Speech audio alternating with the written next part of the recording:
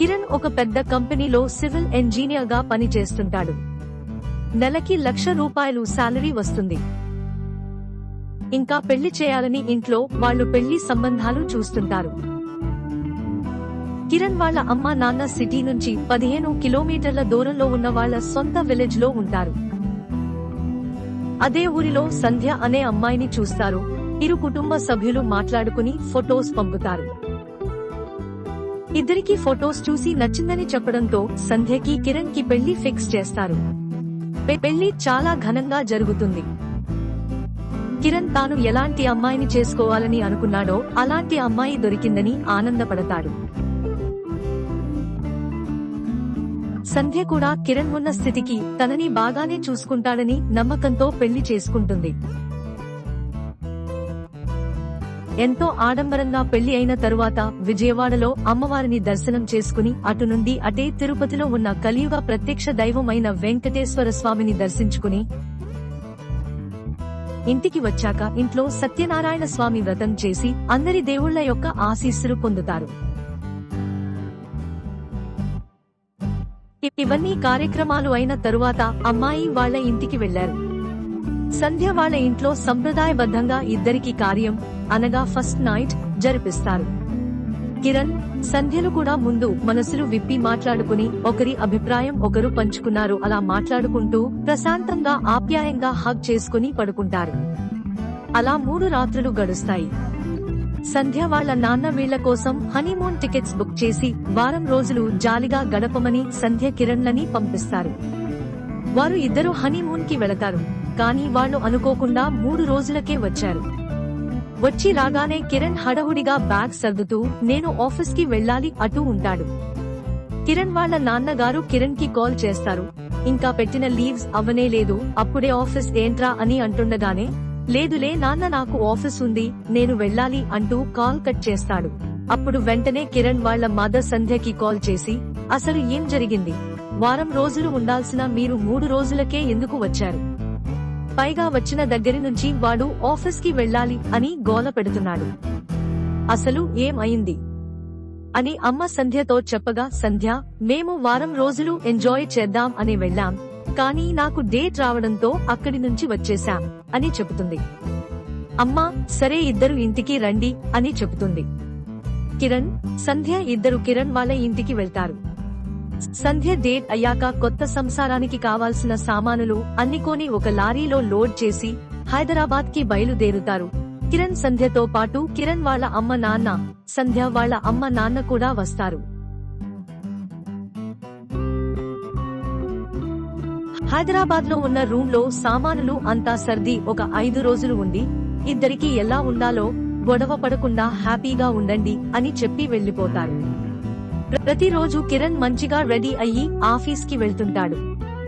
సంధ్య రోజు ఉదయాన్నే లేచి కాఫీ చేసి కిరణ్ కిచ్చి తాను స్నానం చేసి పూజ చేసుకుని ఇద్దరికీ టిఫిన్ చేసి కిరణ్ కి లంచ్ బాక్స్ చేసి పెట్టిస్తుంది. రోజు కిరణ్ ఆఫీస్ కి వెళ్లగానే సంధ్యకు ఫోన్ చేసి ఆఫీసుకి చేరుకున్నాను అని చెప్తూ ఉంటాడు. రోజు మధ్యాహ్నం ఫోన్ చేసి అన్నం తిన్నావా అని అడుగుతూ ఉంటాడు. రోజు సాయంత్రం ఇంటికి వచ్చేటప్పుడు మార్కెట్ నుంచి కూరగాయలు తీసుకొచ్చేవాడు. కిరణ్ రోజు ఆఫీస్ కి వెళ్లిన దగ్గర నుండి సంధ్య ఇంట్లో పని చేసుకుంటుంది. మధ్యలో కిరణ్ తో కాల్ మాట్లాడుతూ ఉంటుంది. మధ్యాహ్నం అలా కాసేపు నిద్రిస్తోంది. ఇద్దరు సాయంత్రం కలిసి భోజనం చేసుకుంటుంటారు. ఇద్దరు హ్యాపీగా సోఫాలో టీవీ చూస్తూ ఉంటారు. అలా చూస్తూ ఒకరి మీద ఒకరు పడుకుంటారు. అలా రోజు వాళ్ళ జీవితం చాలా అందంగా ఆనందంగా ఉంటుంది. అలా ఒకరోజు కిరణ్ ఆఫీస్ కి వెళ్లిన తరువాత సంధ్య ఫోన్ కి ఒక అన్నోన్ నంబర్ తో వాట్సాప్ లో కొన్ని ఫోటోస్ వస్తాయి. ఆ ఫోటోస్ ఎలాంటివంటే తను సంధ్య ఆ ఫోన్ లో ఉన్న అబ్బాయి ఇద్దరు బాగా క్లోజ్ గా ఉన్న ఫోటోస్ అవి. అది చూసి సంధ్య షాక్ అవుతుంది. వెంటనే ఫోన్ వస్తుంది.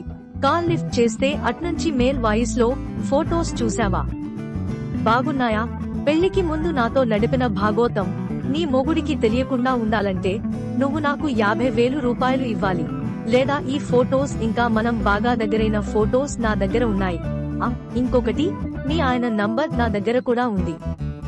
నేను మీ ఆయనకి ఈ ఫోటోస్ ని పంపిస్తా. నేను అడిగిన పని చేస్తే మీ ఆయనకి ఆ ఫోటోస్ పంపించను. నేను మళ్ళీ 2 రోజుల్లో కాల్ చేస్తా. ఈలోగా డబ్బు రెడీ చేసుకో అని ఫోన్ పెట్టేస్తాడు. సంధ్యకి ఒళ్లంతా చెమటలు పట్టి అక్కడే కుప్పకూలిపోతుంది.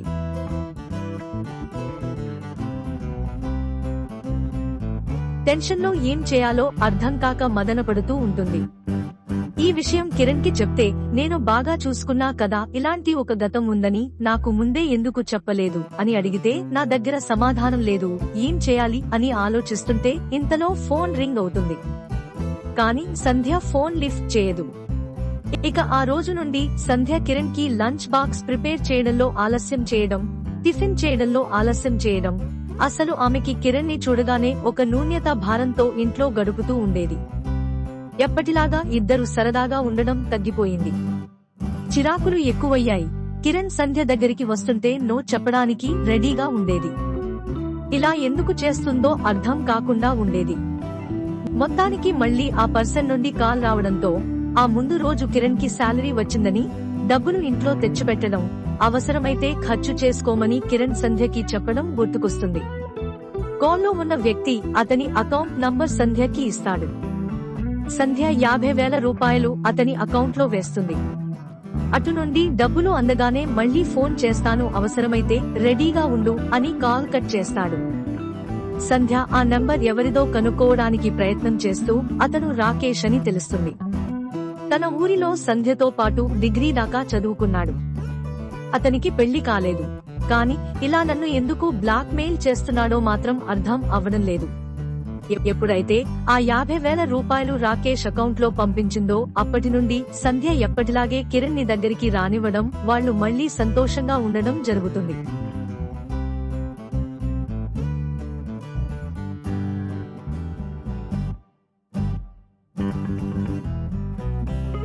మళ్లీ ఒక నెల రోజుల తరువాత రాకేష్ ఫోన్ చేసి డబ్బులు అడుగుతాడు. కానీ ఈసారి 1,00,000 రూపాయలు అడుగుతాడు. సంధ్య ఏదో రకంగా అతను అడిగిన 1,00,000 రూపాయలు అతని అకౌంట్లో వేస్తుంది.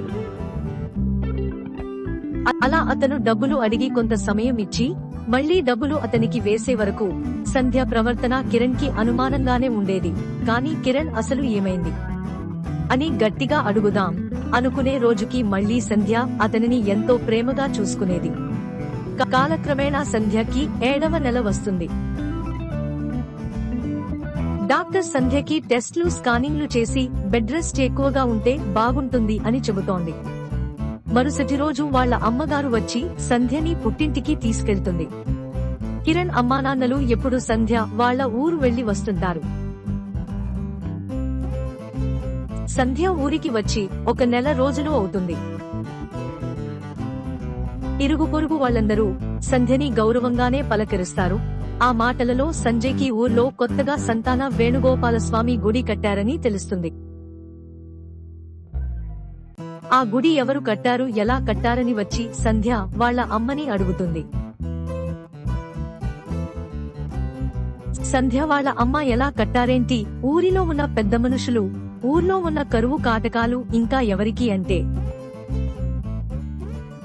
పెళ్లి చేసుకుని కోడలుగా ఊళ్ళోకి వచ్చిన ఆడపిల్లకి, పెళ్లి చేసుకుని ఊరు వదిలి వెళ్లినా ఈ ఊరి ఆడపిల్లకి ఎవరికి కూడా సంతానం లేకపోవడం, కొన్ని గర్భ విచ్ఛిత్తులు జరగడం లాంటివి అవడంతో ఊర్లో పెద్దలు కొంతమంది ప్రముఖ పేరున్న సిద్ధాంతి దగ్గరికి వెళ్లి అడిగితే, ఆయన వాళ్లకి సంతాన వేణుగోపాలస్వామి ఆలయం మీ ఊర్లో కట్టించండి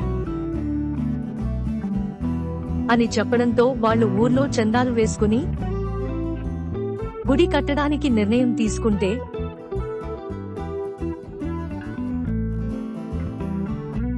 రాకేష్ నీకు తెలుసు కదా, అదేని క్లాస్మేట్, అతనొక్కడే తనకు ఉన్న ఇల్లుని అమ్మి ఊర్లో వాళ్లు ఎంత చందాలు పోగు చేశారో అంతకంటే 1,00,000 ఎక్కువ ఇచ్చాడు. అయినా గుడి నిర్మాణం పూర్తి కాలేదు. ఇంకో 1,50,000 కావాలి అంటే ఆ 1,50,000 అతని ఇచ్చాడు.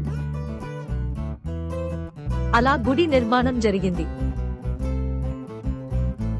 నీకు ఇంకో విషయం తెలుసా, ఎప్పుడైతే గుడి ప్రాణప్రతిష్ఠ జరిగిందో అప్పటి నుండి ఊర్లో పంటలు బాగా పండడం, ఇంకా మన ప్రెసిడెంట్ గారి కోడలికి పెళ్లి అయి 10 సంవత్సరాలు అయినా పిల్లలు లేరు. ఎప్పుడైతే సంతాన వేణుగోపాలస్వామి ఆలయంలో ప్రాణప్రతిష్ఠ జరిగిందో ఆ మరుసటి రోజు అమ్మాయి నెల తప్పింది. అలానే మన పోస్ట్మన్ గారి కోడలు, అలానే మన రామయ్య గారి అమ్మాయి ఉంది కదా, అమ్మాయిని వాళ్ళ అల్లుడు ఎన్నో హాస్పిటల్స్ లో చూపించినా సంతానం కలగట్లేదని 1 నెల రోజుల కింద అల్లుడు రామయ్య గారి అమ్మాయిని ఇక్కడే వదిలేసి వెళ్లిపోయాడు. కానీ అమ్మాయి ఇప్పుడు నెల తప్పిందని తెలియగానే మళ్లీ వచ్చి చూసుకుంటున్నాడు. ఇంకో విషయం ఏంటో తెలుసా, మిమ్మల్ని పిలిస్తే మీరు బిజీగా ఉన్నామని రాలేదు, కానీ ప్రాణప్రతిష్ఠ జరిగిన 2వ రోజే నువ్వు నెల తప్పవని తెలిసింది. ఏదేమైనా ఆ రోజు ఆ రాకేష్ తన ఇల్లు అమ్మిన డబ్బులు, ఆ మిగిలిన 1.5 లక్షలు ఎక్కడ నుండి తెచ్చాడో కానీ మొత్తానికి గుడి పూర్తయి ప్రాణప్రతిష్ఠ జరిగి ఊరంతా సంతోషంగా ఉందే అని చెబుతుంది. సంధ్య, మరి రాకేష్ ఎక్కడ ఉంటాడు అని అడిగితే, సంధ్య వాళ్ళ అమ్మ, నీకు తెలియనిది ఏముంది, చిన్నప్పుడే వాళ్ళ అమ్మ నాన్న చనిపోయారు, అప్పటి నుండి తాతయ్య నాయనమ్మల దగ్గరే ఉండి చదువుకున్నాడు. అప్పులు ఎక్కువగా ఉండడంతో వాళ్ళు ఆస్తులు అమ్మి అప్పుల వాళ్ళకి కట్టేశారు. మొన్న ఈ మధ్య ఈ గుడి గురించి చందాలు వసూలు చేస్తున్న రోజుల్లో వారం రోజుల వ్యవధిలోనే వాళ్ళ తాతయ్య నాయనమ్మలు కూడా చనిపోయారు. తరువాత ఆ ఇల్లు అమ్మి ఆ డబ్బులు గుడికి ఇచ్చాడు. కానీ వాడు ఇప్పుడు లేడు. వాడు కూడా 1 నెల రోజుల క్రితం చనిపోయాడు. సంధ్య, రాకేష్ చనిపోయాడా, ఎలా అని అడుగుతుంది. సంధ్య వాళ్ళ అమ్మ, ఎలా ఏముంది, వాడికి గొంతు క్యాన్సర్ వచ్చిందంట. వాళ్ళ తాత నాయనమ్మ ఉన్నంత వరకు వైద్యం చేయించారు.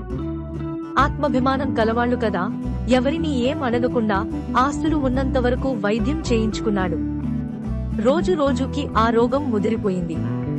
కాని పోతూ పోతూ ఊరికి మాత్రం గుడి కట్టడంలో ఒక మంచి పని చేసి శాశ్వతమైన కీర్తిని పొందిపోయాడు. అంతా విన్న సంధ్య, అలాగా, చనిపోయాడా అని ఫీల్ అయ్యి ఒక రోజు గుడికి వెళ్దాం అనుకోని తల్లితో పాటు వేణుగోపాలస్వామి గుడికి వెళ్ళింది. అక్కడ స్వామిని చూడడానికి ముగ్ధమనోహరంగా ఉన్నాడు. 2 చేతులు ఎత్తి దండం పెట్టాలి అనేంత మనోహరంగా ఉన్నాడు. దర్శనం చేసుకుని తీర్థ ప్రసాదాలు తీసుకున్న తర్వాత పూజారి గారు సంధ్యకి ఒక కవర్ ఇచ్చాడు. రాకేష్ ఇవ్వమన్నాడు. కాని ఇక్కడ కాదు, ఇంటికి వెళ్లి కవర్ తీసి చూడు అని చెప్పాడు. సంధ్య ఇంటికి వెళ్లి కవర్ తీసి చూస్తే దానిలో ఒక లెటర్ ఉంది. లెటర్లో ఇలా ఉంది: సంధ్య, నువ్వు నేను క్లాస్మేట్స్. నేను నీతో క్లోజ్ గా ఉన్నప్పుడు తీసుకున్న ఫోటోస్ ఇప్పుడు ఒక మంచి పని పూర్తి చేయడానికి పనికొస్తాయని అనుకోలేదు.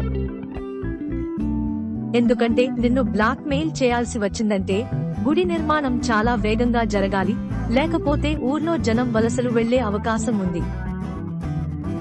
మామూలుగా అడిగితే డబ్బులు ఇవ్వడానికి అవమానిస్తారని, నేనే తప్పైనా భయంతో ఒక మంచి కోసం డబ్బులు అడగడం తప్పు కాదని నేను బ్లాక్ మెయిల్ చేశాను. నన్ను క్షమించు. కానీ అలా నిన్ను నేను ఇబ్బంది పెట్టడం కూడా తప్పే. కాబట్టి నాకు క్యాన్సర్ చివరి స్టేజ్ లో నాకు ట్రీట్మెంట్ కూడా పని చేయలేదు. అదే నా పాపం అనుకుంటా. ఏదేమైనా నిన్ను ఇబ్బంది పెట్టి ఊరికి ఒక మంచి పని చేశాడు అనుకోని నన్ను ద్వేషించో అనుకుంటూ నువ్వు ఎక్కడున్నా హ్యాపీగా ఉండాలి అని కోరుకుంటూ ఎప్పటికీ నీ మిత్రుడు రాకేష్ అని ఉంటుంది.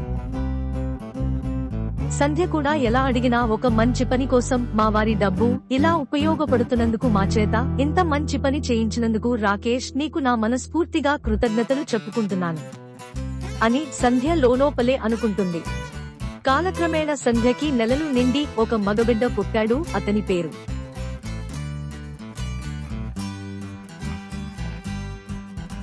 అతనికి ఏం పేరు పెట్టాలో మీరే కామెంట్ చేయండి.